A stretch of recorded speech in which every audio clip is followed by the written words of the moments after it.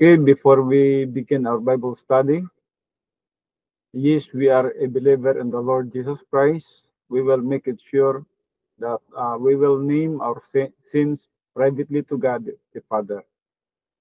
1 John 1:9 says, if we confess our sins, that means our known sins, He is faithful and righteous to forgive us our sins, that means our known sins, and to cleanse us from all unrighteousness, that means unknown or forgotten sins. Then we will be in fellowship with God the Father, filled with the Holy Spirit, ready to learn Bible doctrine from the Word of God. God is a spirit, and those who worship Him must worship Him in the feeling of the Spirit and in biblical truth. John 4:24. Let us give short sequence to use rebound technique.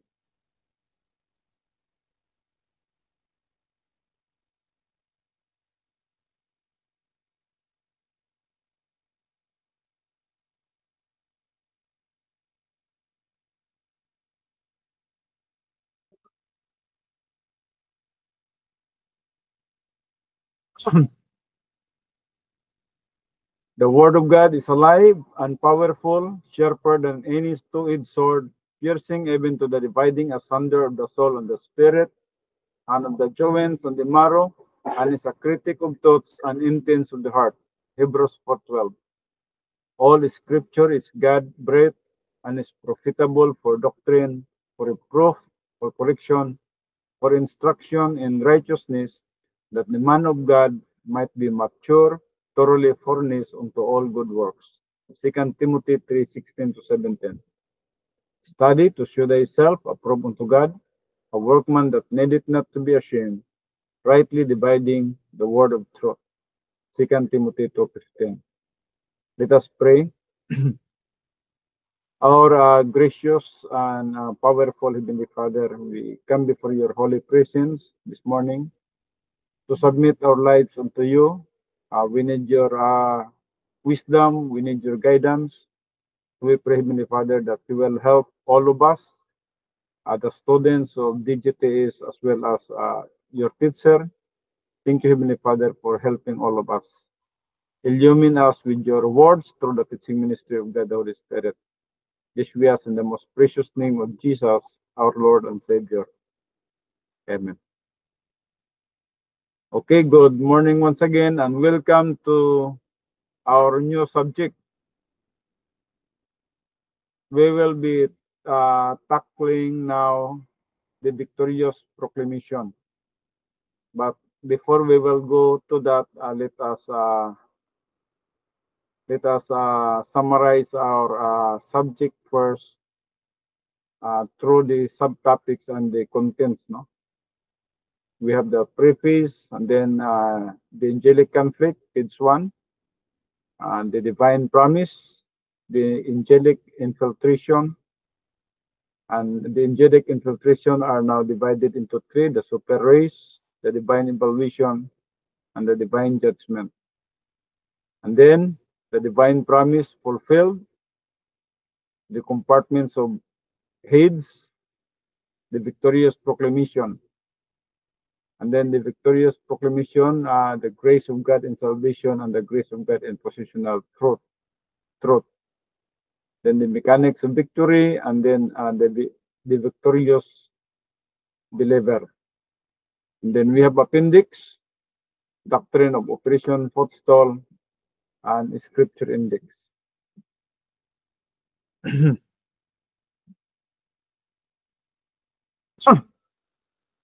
So let us now start here in the angelic conflict. Undoubtedly, the most startling event ever to be observed in the angelic realm was the creation of man. Here was an inferior form of creation who, unlike angels, could not travel through space, who was limited in power and vision, and who was confined to one small planet, and that is the planet Earth. Yet this creature was made in the image and likeness of God. In Genesis 1:26a to 27, the angel saw immediately that mankind possessed one characteristic in common with them, and that is volition, the power to choose for or against God. We are the same with the angels. The angels also have volition. They can choose for or against God. And that's why the angels are now divided into two. Those who chose for God and those who chose against God. And we call them fallen angels and the elect angels. The same with man. We are also given a volition to choose whether we are for God or we are against God. So the entire angelic creation had previously made their choice as revealed by the two opposing categories of the super creatures, elect and fallen. We find that in Mark 5:1-9, as well as in Mark 8:38 and 1 Timothy 5:21. When Satan exercised his volition and decided against God in Isaiah 14:12-15, as well as in Ezekiel 28:15, 1/3 of the angels chose to follow him. We found that in Revelation 12:4. For an unknown period before the advent of man, the conflict raged between those angels who followed Satan and those who chose for God. And that is the war between the fallen angels and the elect angels. The elect angels are those who chose for God, and the fallen angels are those who follow Lucifer, Satan.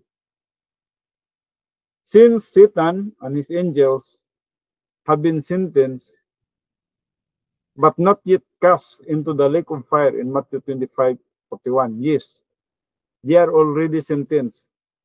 They are already convicted, but the execution has not been made. So, two conclusions can be drawn. First, Satan must have appealed his sentence. And yes, Satan appealed his sentence. In fact, the titles ascribed to the super angel after his fall lead to this conclusion. Satan and Diabolos, the devil, which mean adversary, accuser, attorney. One who goes to court and appeals. Zechariah 3:1-2. Excuse me. Satan objected that God's sentence was unfair. How can a loving God cast his creatures into the lake of fire? So this is the appeal of Satan. He impugned the character of God. He challenged, no?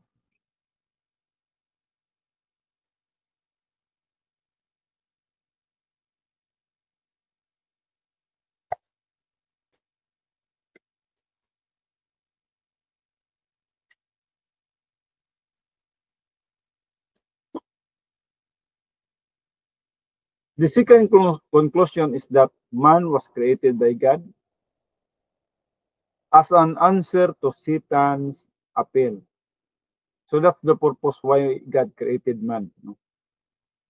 He created us as a solution to Satan's appeal to resolve the angelic conflict. So created lower than the angels in Psalms 8:3-5, and then the cross reference is Hebrews 2:7.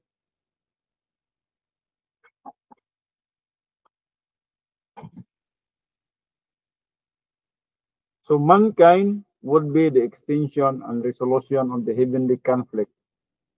Like the angels, humanity was endowed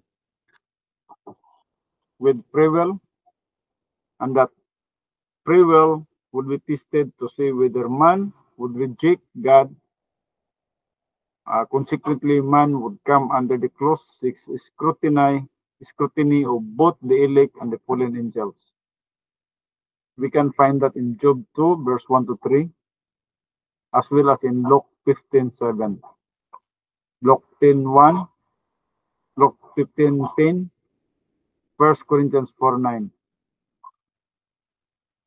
Human history would demonstrate to Satan and his fallen minions that all of God's decisions are perfectly just and right, consistent with all the attributes of his essence. God cannot change his character to accommodate any creature, whether angel or man. God loved the angels, but God cannot love in a way that is inconsistent with the other attributes of his character. Man would show Satan and his angels how a loving God can save a fallen creature and still maintain his righteousness. As soon as man was created,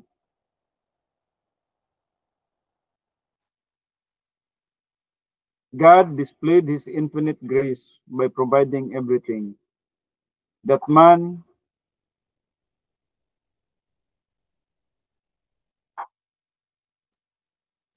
would need. He also set up a test to make it possible for man to exercise his volition. Genesis 2:17. The question is sometimes asked, why did God prohibit the eating of one tree? Why did he set up an prohibition at all? This is the question. The prohibition was to give man the opportunity to make a choice for or against God. However, God does not coerce love or obedience from his creatures. Man's volition is truly free to choose to obey or disobey God's mandate.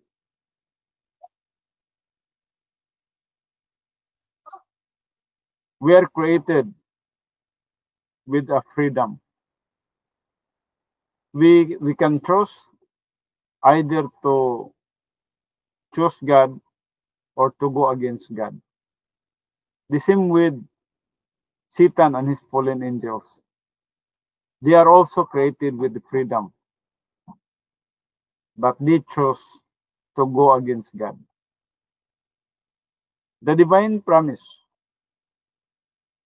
The third chapter of Genesis reveals that man chose against God, despite the perfect environment and provision God has given him in the garden. And that's the time when Adam and Eve were in the garden. At the very moment the choice was made, Satan became the victor in the first battle of the conflict here on earth. He immediately seized control of this world and of man in 2 Corinthians 4 verse 4. The only hope for man, which is found in Genesis 3:15, is also God's solution to the angelic conflict. God made a gracious promise as he sentenced the serpent. Genesis 3:15, and I will put enmity between you, and that is Satan, and the woman, and between your seed and her seed. He shall bruise you on the head, and you shall bruise him on the head. Genesis 3:15. Here is the greatest example of the love, righteousness, justice, and grace of God. Man had just sinned. Man had fallen. Man had turned this little planet over to Satan. Because man deliberately rebelled against God's commands. Satan had won a major round. It appeared as though the situation had reached a stalemate, not only for man, but for the entire conflict. Yet God established a beachhead by this fantastic promise. And I will put enmity between you and the woman, and between your seed and her seed. It talks about the Lord Jesus Christ. The fight between God and Satan. So the woman here, we know already that Jesus Christ was born through the virgin birth, Mary. But yes, it is obvious that Jesus Christ was actually part of the Jewish race. No? So her seed, a reference to the Lord Jesus Christ, the word seed, is a reference to the Lord Jesus Christ at the point of his incarnation. Is the first messianic title and the first promise of the Savior. The seed of the woman stresses the virgin birth, and that is Jesus Christ, who was born through Virgin Mary, as the means of bringing the Savior into the world without a signature. Jesus Christ has no signature because he has no human father. We know already that it is a conception of the Holy Spirit. No? So there is no what we call that human father when Jesus Christ was biologically grew from his mother's womb. So because of that, Satan, we know already that Satan is just having a plan to destroy that plan of God, which is salvation, because Satan knows that this is the solution of Satan to solve the what we call that the problems of sin, and Jesus Christ will be born and will die to the cross and pay the penalty for our sins. No? He is the Savior, bringing the Savior into the world without a signature. So because the signature is passed down in procreation through the male, Jesus Christ is without inherent sin and without personal sin. Why? Because he don't have human father. He shall bruise you on the head. That means this is the fight, no? This is the conflict between Satan and Jesus Christ. He shall bruise you on the head, and that is Satan, that is Jesus Christ, will bruise Satan on the head, and in the seed of the woman, the Lord Jesus Christ will bruise or literally crush the head of Satan. Then since the serpent now crawls in the dust, his head is vulnerable, and crushing this vital part is fatal to him. So this verse predicts the ultimate defeat of Satan. So the death of Jesus Christ on the cross is the ultimate defeat of Satan, which will take place at the second advent of Christ, Matthew 25:41, as well as in Revelation 12:9 and Revelation 20 verse 10. So even before salvation was declared, the final victory over Satan was announced. So you, that is Satan, shall bruise him, that is Christ, on the heel, and the debased serpent reaches no higher than the man's heel.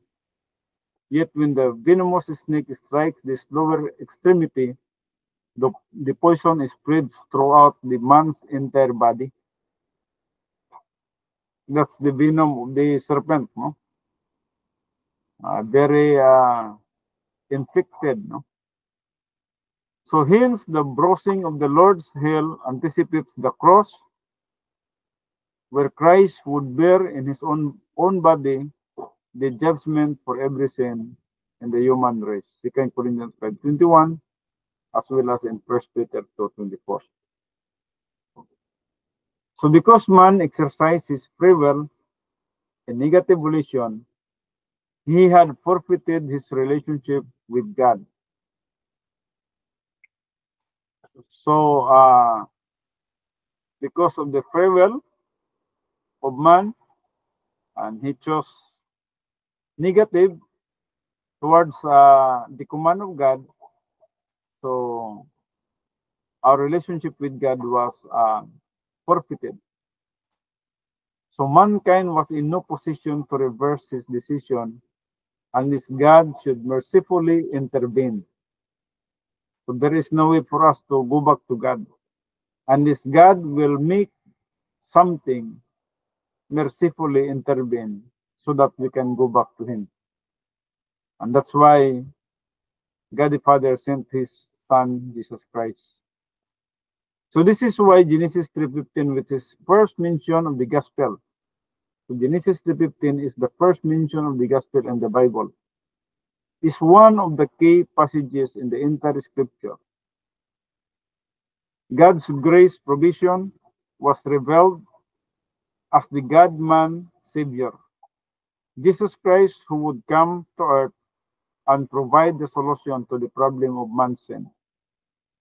Satan understood this, even though many people today do not. When God committed himself to this promise, the entire destiny of the human race, the ultimate result of the battle between fallen and elect angels, and the imperfect character of God were put on the line. Would God keep his promise? If God cannot keep a promise, then his character would be flawed and he would not be God. There would be no hope for mankind or for any other creatures. So down through the ages, men believed this promise from Genesis, until now. Yes, until the promise was fulfilled during the birth of Jesus Christ, during his incarnation. Down through the ages, men believed this promise, right up to the coming of Christ at his first advent. They demonstrated their faith by offering animal sacrifices to God. So that's what they did. They demonstrated their faith by offering animal sacrifices to God. When they offer animal sacrifices to God, it represents faith of the coming Savior, that the coming Savior will also sacrifice himself to the cross. So that's what they did, because the sacrifice was not yet done.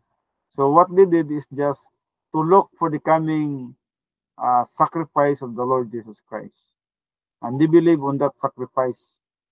And they got saved by believing for the coming sacrifice of the Lord Jesus Christ. But to all of us now, who already know that Jesus Christ was died in what we call that almost 2,000 years ago, we just believe on the fulfilled promises, on the fulfilled promise of God that he is the Savior for all mankind. So the blood of bulls and goats could not save man from even one sin, Hebrews 10:4.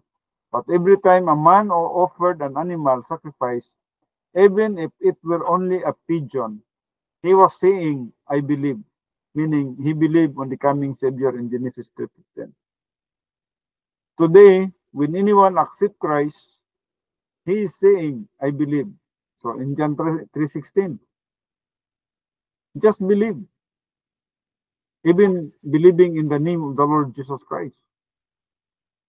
When anyone puts his faith in Christ, he is eternally saved. However, Satan reasoned that if a man went negative and sinned as he had, then God would be forced to withdraw the devil's sentence to the lake of fire. Surely, thought Satan, God would not wipe out mankind, which he had created expressly to demonstrate his perfect character. And if a man would be spared, so too Satan and his followers. This was the issue when God set up another tree. So God set up another tree. The cross. The another tree is the word another tree here talks about the cross when Jesus Christ was hung. So Satan immediately understood his vulnerability and began to plot how to negate the strategic victory that Christ would win by dying on the cross. The devil commands a tremendous host of angels, some of which were delegated to frustrate the possibility of Christ coming in the flesh. If Jesus Christ did not become true humanity, there could be no salvation for man. So Jesus Christ really need to become a true humanity. And that's why we have that doctrine, hypostatic union, because Jesus Christ was a true human, but at the same time he was a true God. That's the doctrine of hypostatic union. Christ has dual personality. He is 100% God and he is 100% human. So there were moments in the history of mankind when it appeared as though God could not and would not keep his promise.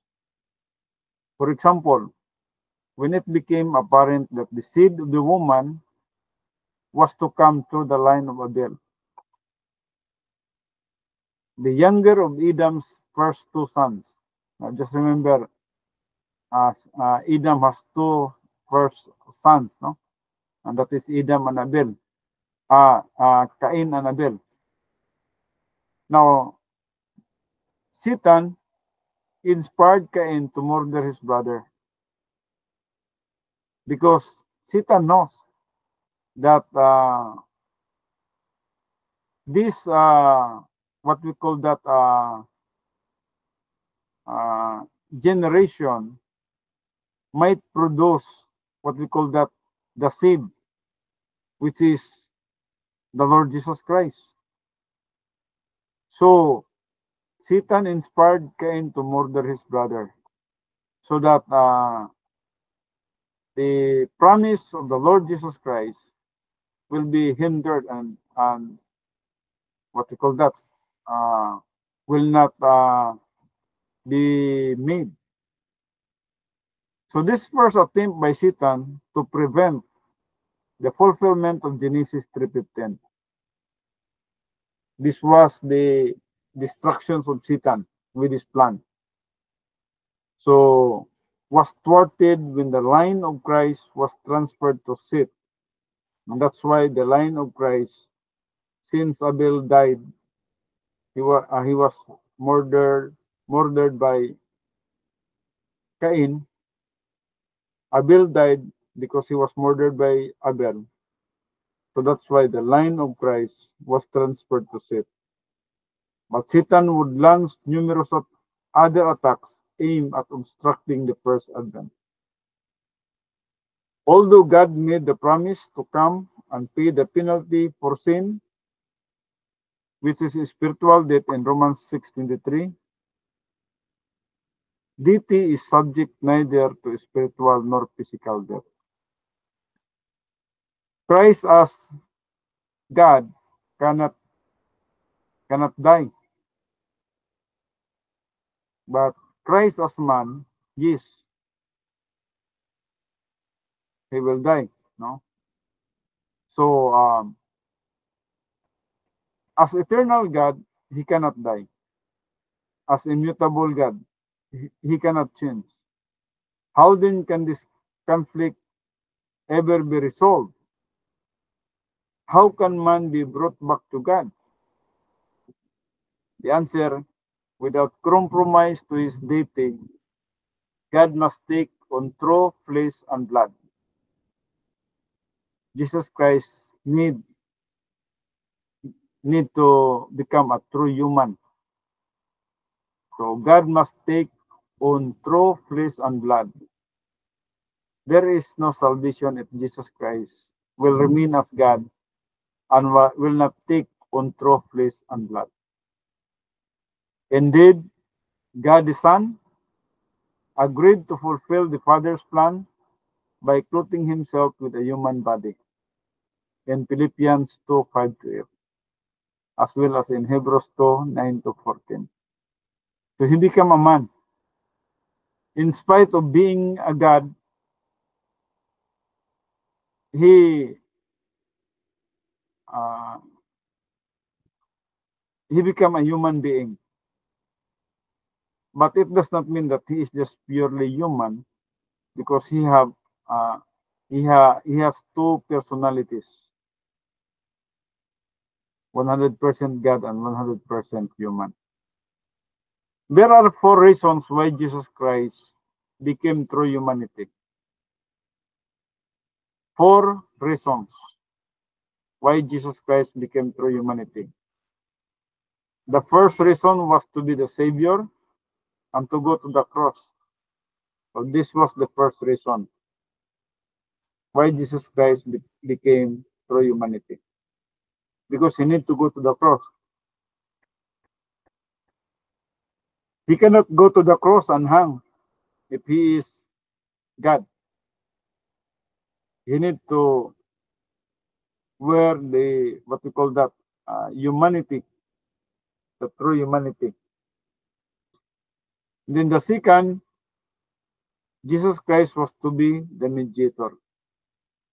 Jesus Christ cannot be a mediator if he is not God and human at the same time.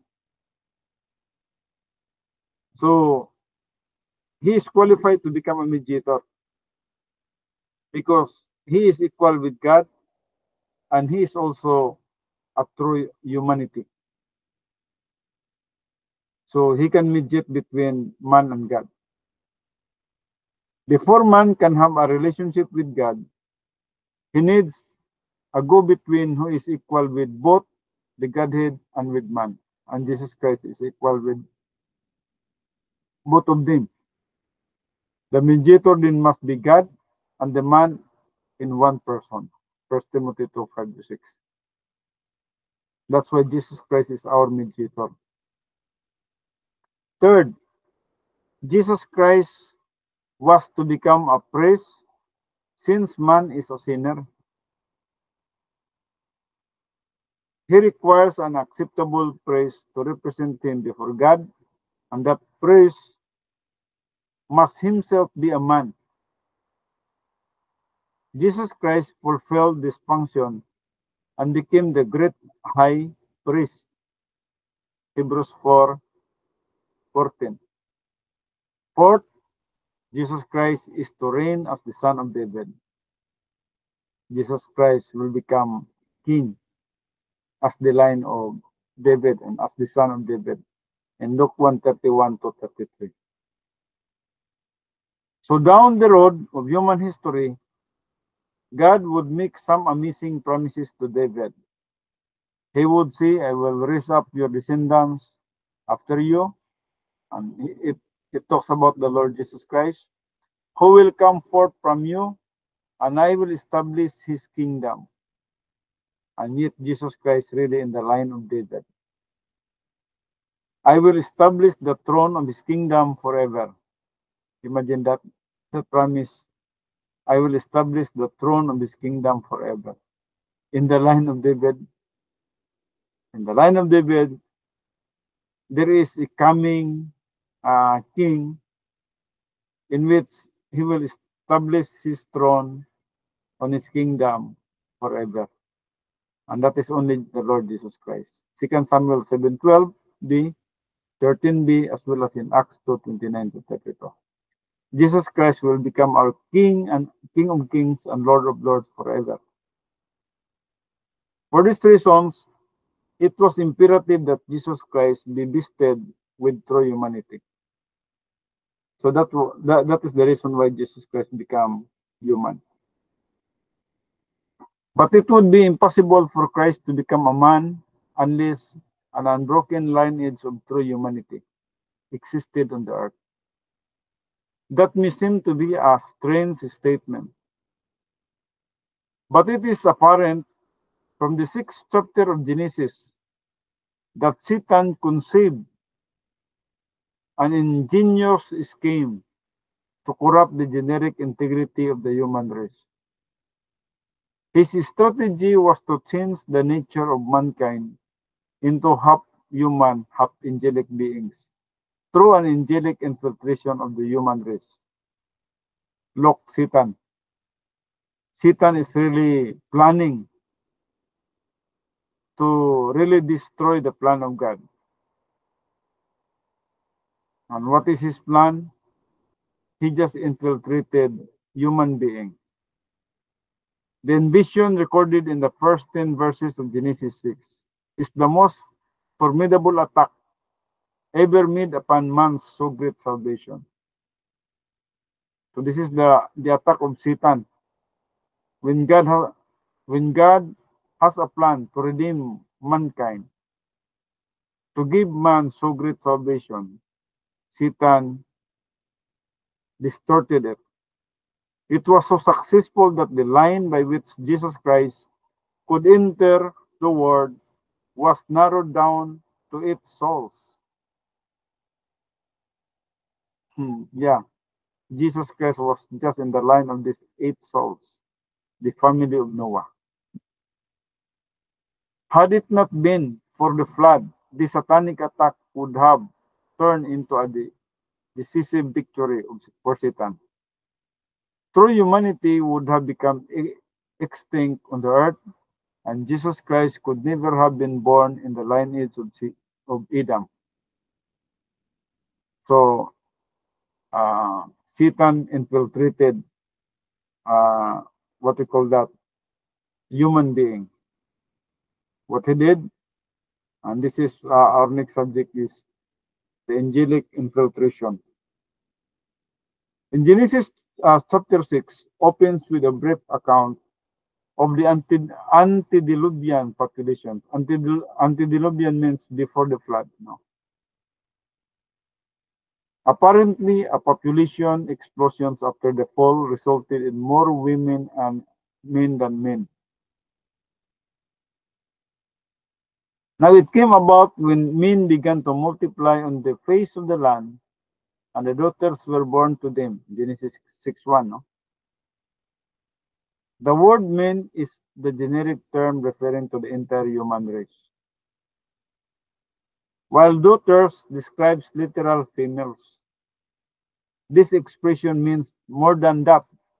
It is an idiom indicating an excess of beautiful women. And then, since there were beautiful women, that the sons of God, Bini Ha Elohim, just remember this, Bini Ha Elohim. The sons of God, just remember that the sons of God here does not talk about the believers, and it does not even talk about the Lord Jesus Christ. The sons of God in Hebrew, Bini Ha Elohim, so that the daughters of men were beautiful, and they took wives for themselves, whomever they chose in Genesis 6:2.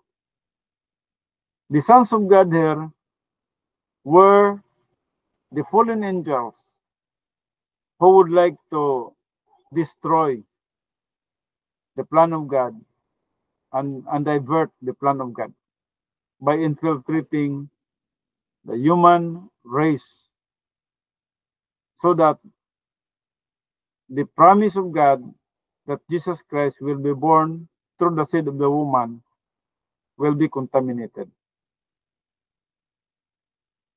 The Hebrew word Binaha Elohim, translated sons of God, appears only 4 times in the Old Testament. So 4 times in the Old Testament that this word Bini Ha Elohim was appeared.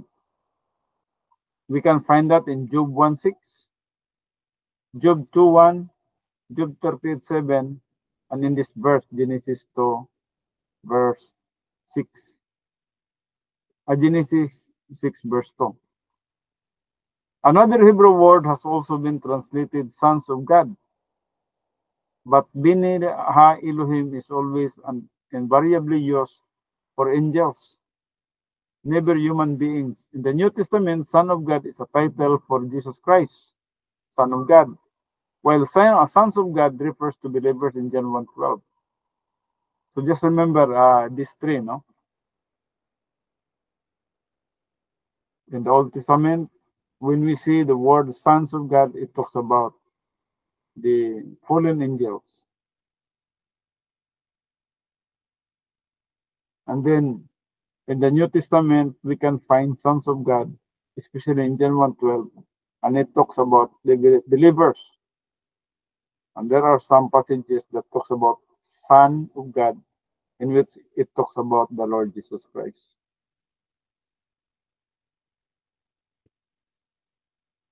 So however, this since sons of God in the Old Testament is used for angels, both elect and fallen, the question here is, which kind of angels is in view?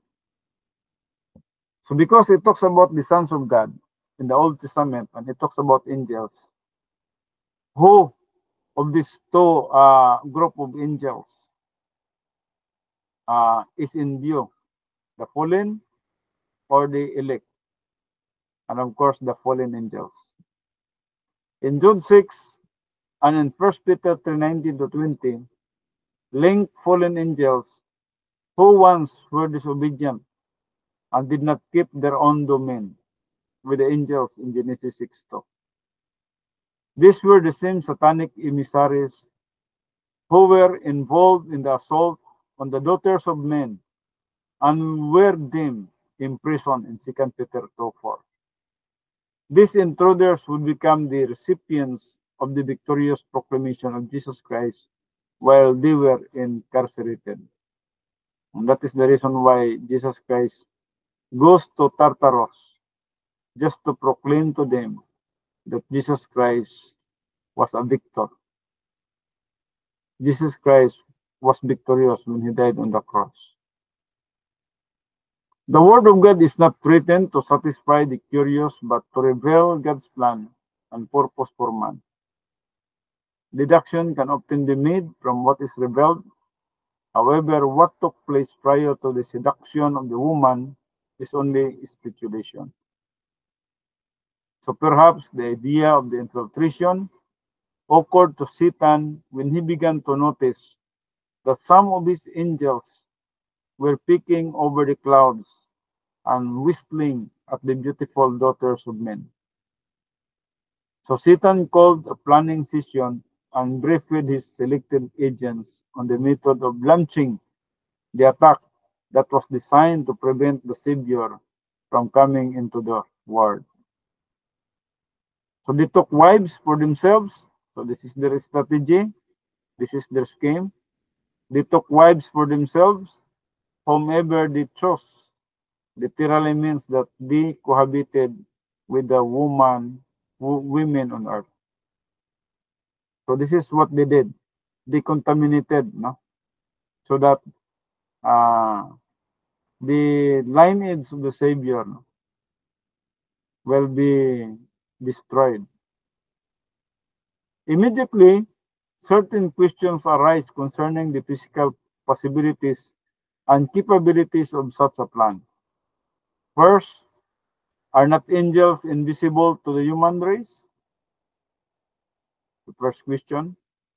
The answer to this is yes. Their bodies are composed of light. However, they can also transform themselves to appear to human beings and also to look like them. These fallen angels presented themselves to the daughters of men as strikingly attractive masculine human beings.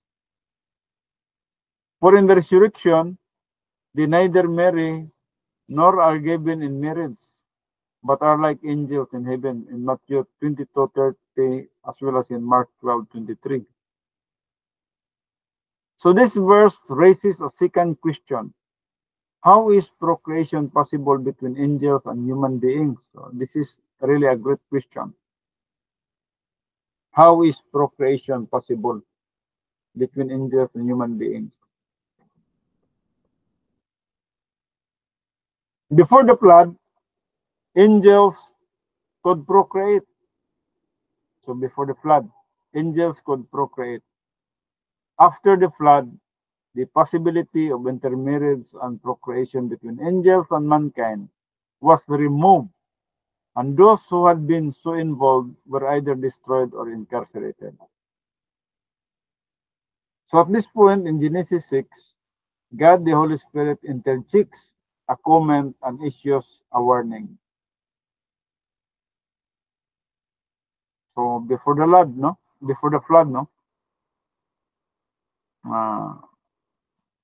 before the flood, angels could procreate. After the flood, the possibility of intermarriage and procreation between angels and mankind was removed. So at this point in Genesis 6, God the Holy Spirit interjects a comment and issues a warning. Then the Lord said, "My spirit shall not strive with man." So he's conducting ministry with man forever, because he is also flesh. Nevertheless, his days shall be 120 years. And this is in Genesis 6:3. So since we are flesh, so our age, since from Adam, they have some of them, like Adam, got 930. But it reduced to 120 in Genesis 6:3. And in Psalms 90, verse 10, it reduced to 70. So that's why the age of the people today, or nowadays, are probably 60, 70, 80, or 90, or some will, very few will just survive at the age of 100 or a century. So this verse orient the reader to the time 120 years before the flood. The Holy Spirit would continue right up to the last day to entreat man to be saved. Before the flood, the Holy Spirit had a threefold ministry. First, he restrained sin so that the human race could survive and have the opportunity to hear the gospel. Second, the Holy Spirit's ministry of the common grace provided gospel information to the unbeliever so that he might make a decision necessary for salvation. The Holy Spirit communicated the gospel to mankind through the message of a man called Noah in 2 Peter 2:5. The third ministry of the Holy Spirit was his regenerating work by which every believer was born again. At the moment a person expresses a faith in the coming Savior, he passes from spiritual death to spiritual life. Before and after the flood, the Holy Spirit continually seek to convince the unbeliever to believe in Jesus Christ and be saved. The doctrine of common grace asserts that the Holy Spirit has been convicting unbelievers since the beginning of time in regard to the gospel concerning sin and righteousness and judgment in John 16:8-11. The sin is rejection of Christ, even in the Old Testament. If they don't believe on the coming Savior, that means they rejected Christ. Because they do not believe in me, righteousness is the imputation of divine righteousness to those who believe in him, in Romans 4:5, and judgment will be meted out to those who reject him. So there is really judgment to those who do not believe in the Lord Jesus Christ, the same with Satan. Satan will face judgment. So those who refuse to accept Christ's work on their behalf, stand on their own merit and their works, not their sins, will condemn them to the eternal lake of fire in Revelation 20:11-15. Why? Jesus Christ has paid for every sin. Therefore, sin is no longer an issue. The only issue in salvation is, what do you think about the Christ in Matthew 22:44? Without the Holy Spirit's convicting ministry, mankind could not be saved. Without his restraining ministry, the human race would perish. Notice that Genesis 6:3 says, man, not angels. Angelic salvation had already been settled. Every angel had made up his mind long before man was created. Their eternal status would never be changed. Fallen angels will always be fallen, and holy angels or elect angels will always be elect. The Holy Spirit is striving with man in time because he also is flesh. So I think we will just finish this super race because we are just having only 1 hour now, because after this we are having a plan to discuss about the Greek assignment. So I just finished this the super race. So we will dismiss early now. No, those who do not like to join the Greek class, you will be dismissed. No, but we will just finish this verse, the super race. The Nephilim were on the earth in those days. Nephilim, big people, no? And also afterward, when the sons of God came in to the daughters of men, and they bore children to them. Just imagine that, no? They bore children. That's why they called Nephilim, no? Those were the mighty men who were of all men of renown in Genesis 6:4. Because this was what we call that, the combination between angels and human, half angels and half men. So they were mighty men. So as a result of angelic procreation with humanity, a super race emerged. This progeny called Nephilim. So they were called Nephilim. Literally fallen ones in the Hebrew. It is called fallen ones in the Hebrew. Is sometimes translated giants, big people, no, in the English. However, they are more than just giants. They had fallen from the human race, in that they were no longer true humanity, because they were hybrid, no? Half angels, half men. They were half man, half angel creatures of remarkable strength and brilliant intellect. So the next verse explicitly states that origin of the Nephilim, and also afterward, literally because when the sons of God came in to cohabited with the daughters of men. So that means the children of God here, Dinaha, Elohim, it talks about the fallen angels, no? And they have what we call that, cohabited the daughters of men, no? That's why there were what we call that, half men and half angels during those times, just to contaminate human race for the purpose of preventing the birth of the Lord Jesus Christ. Because Satan knows that the plan of God in Genesis 3:15 was the plan of the Savior, and Jesus Christ need to come to the earth to save mankind. So the children which the woman bore to these angels became mighty men, who were of old, of antiquity, men of renown, that is, famous men of heroic status. All ancient literature continues the stories of heroes yes, there were heroes in the ancient literatures, like mighty men who perform an unusual, extra-natural or supernatural feats. So they were all described as half human and half god. These were the people who are half human and half god. So demigods, no? In Greek tradition, and Zeus, no? Zeus.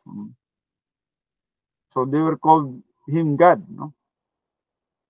Half, God, half angels, half human. And then the chief God was said to be the father of most of them. The chief God was said to be the father of most of them, including Orpheus, Theseus, Cadmos, Perseus, Jason, Hercules, Castor, and Pollux. So we can find that in the ancient literature, no? Contains stories of heroes. But it does not mean that they are God, no? During those time, people believed that they are gods because they were extra-natural or supernatural feats, no? And mighty men who performs unusual, no? So, although this literature is called mythology, this literature, ancient literature is called mythology, it is not entirely mythical.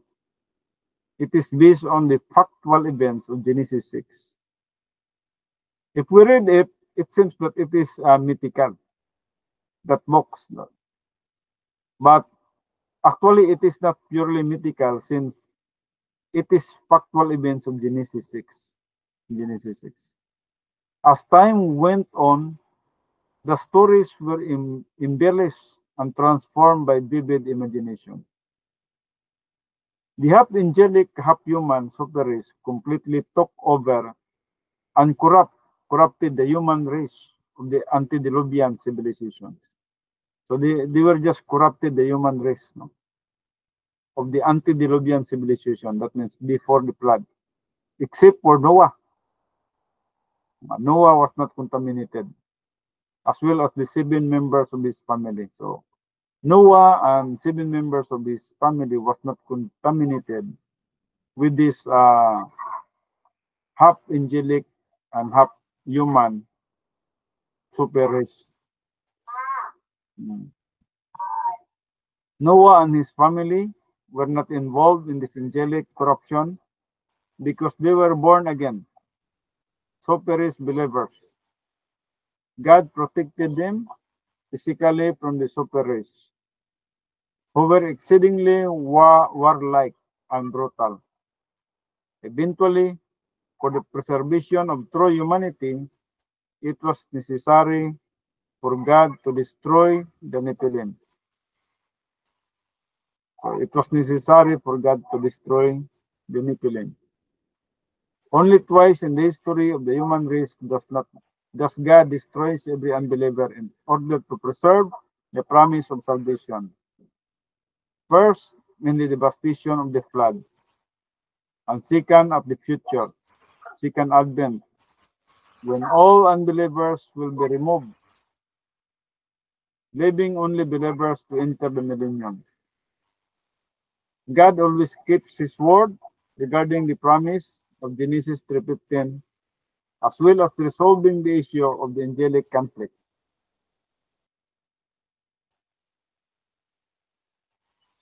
I think we will finish here, and then we will just start this page 11 tonight, the divine evaluation. No?